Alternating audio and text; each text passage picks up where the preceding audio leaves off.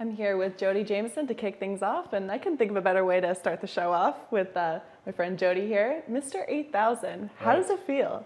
It doesn't really feel like a whole lot different than 7,999 for a couple of weeks did.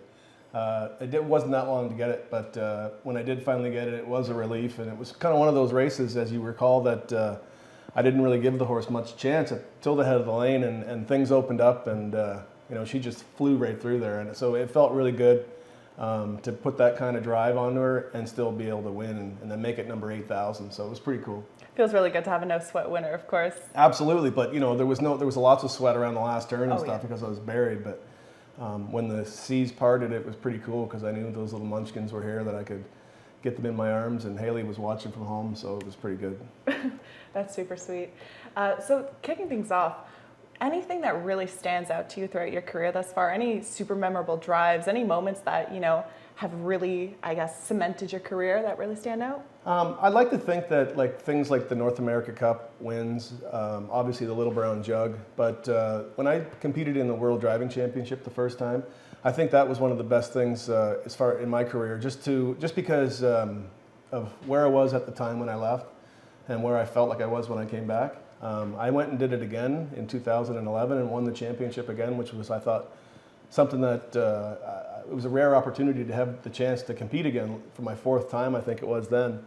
But to actually win it again for the second time, to me, was, priceless. Those were events kind of in my life, but that happened and things that I was proud of. But one particular race would be the Little Brown Jug with Tell All. I stole the half. I had the best horse on my back, and with probably arguably the greatest driver that ever lived. Oh, there it is there. Yeah. Brian Sears. I got a second quarter in 29-2. I don't even know if they go 29-2 or 56-2 to the half there in 2-year-old qualifiers anymore. It doesn't seem that long ago, but clearly it was an amazing event. To get to steal that second quarter, I had a lot of confidence going into the last turn. It was just a race that, obviously, there's the Prix d'Amérique, the Hamiltonian, the Elite Lop, the Little Brown Jug. These are probably the 4 greatest races in our game. And to have the chance to win one, and like I did, something I'll never forget and I'll always treasure. Was there that little extra rivalry with you and Corey Callahan being, the 2 North American representatives? Was there that in the driving No, actually, now you're going back. You're dating me a little bit now, but it's over almost 10 years ago. No, I wouldn't say so. I think Corey was a last-minute fill-in and did an admirable job. He was right there too. I think he finished second or third. So. He had a big tournament as well, but those things are, on the racetrack it's fierce for sure, but off the racetrack it's a lot of camaraderie and a lot of fun. Gotta ask you, who would you say is the best horse you've ever driven or had the opportunity to sit behind? I've driven so many nice horses. You really have. Great horses that come to mind are Put on a Show. Tell All in his 3-year-old year, he only ever raced as a 3-year-old, but he was just so really great that year.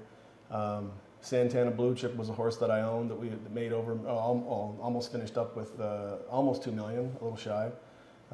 Federal Flex was a trotter that my partners and I, my dad and Jeff Gillis and I picked out.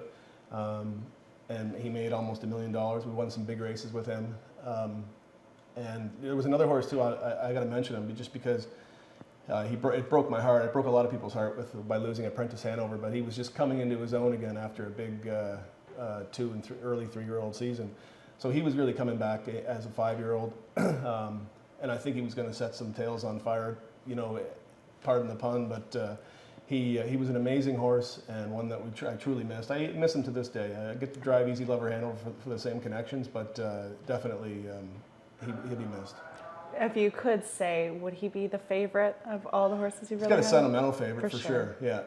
I've had this argument with lots of people about Put on a Show being one of the greatest mare to ever look through a bridle, and I said, how couldn't she be? I drove her, and she had a world record at the time. How she had all those things working against her. How couldn't she be the greatest mare that ever looked through a bridle? But she's one of my favorites too. Yeah, absolutely. Okay, so I got some questions prepped for you. You always said I can put you on the spot, so these are more fun questions. Take your pick. Pick your poison, as I like to say. How about this one? All right. Question, any hidden talents that not many people are aware of? Obviously outside of driving. Well, I can wiggle my ears. We got to see it. Can you zoom in? That's great. How about that? There you go. That is quite the Oh, talent. another one. Okay. All right. All right. What 3 things can you not live without? My cell phone, for one. My Lickmobile, which is my vehicle. Phil Houdon will get a kick out of that. And Mill Street Organic. Can't live without that. All right. Do a couple more in here. Okay, sure. Okay, this one, I'm really interested in this one. We have some, so this question, I got to preface this. We have some guesses in the control room on what the answer to this one will be. So if you were not a driver, what would be your career of choice? Oh man, I'd have been a hockey player for sure. Oh, really? Yeah, yeah, Okay. 100% hockey player. My biggest problem with being a hockey player, or being one at one time, was that I was never good enough. So I don't know how I would be a hockey player if I wasn't good enough today, but it is what it is. I would love to be that guy. So our guesses were that you were going to be a journalist or a host, because we know you went to school for that. Well, those are just things that I can do. Okay. You know, I can play hockey, but I wouldn't be as good at hockey or that as you guys are at hosting here. Well, hockey would be a lot more fun, we'll put it that way. Do another one? Yeah, of course. Okay. As many as you'd like. Well, we can do them all. Okay. If there was a movie that revolved around harness racing, what type of character would you play? Oh, geez, that's a great question. I'd like to think I was like Ryan Reynolds. Who's the guy? He's escaping me from Transporter. God, my wife loves him. I can't Jason think. Statham. Jason Statham. I did not know that, by Jason the way. Thank you, Luke. All right, we'll do one more, and then Okay, you're going to wrap sure. us up on a couple of the drives tonight. All right, what's this one?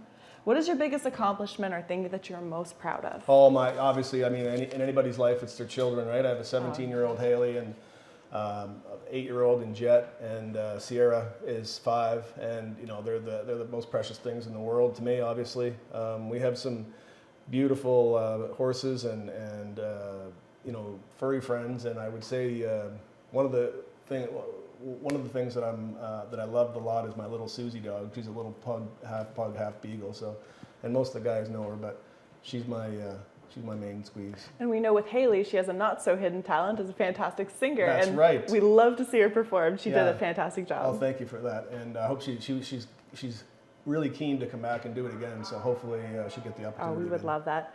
All right, so tonight you got a bunch of drives here, adding on to the 8,000. Anything that really stands out to you?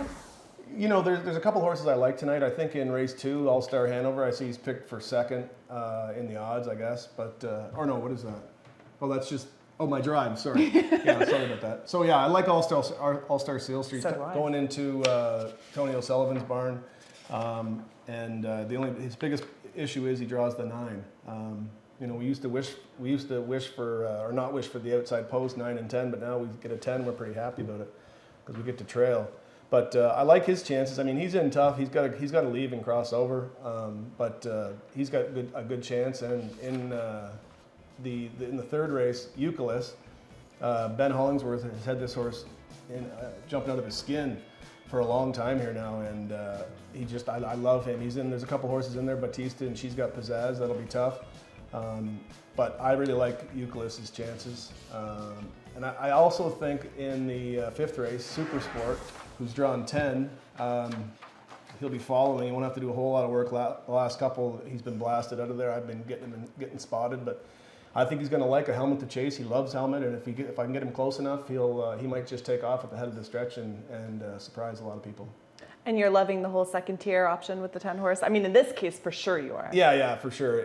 But in the 3rd race, I'm not liking it because I'm the one on the outside with the 9. But you know, it's definitely a different experience. If I caught myself doing my driver changes by not taking the 10 horse and taking the 8 horse instead, thinking that 8 is bad but 10 is worse early on. And I also, guys have caught themselves going up to the gate and starting to head it wide before the starter Al Dawson would tell us to, you're trailing tonight. So it's been a little bit of an adjustment, but one that, if it's like I said to you off air, if it's helping the betting and the horse players like it, then I'm all for it. Anything that the horse players want, I'm game to try.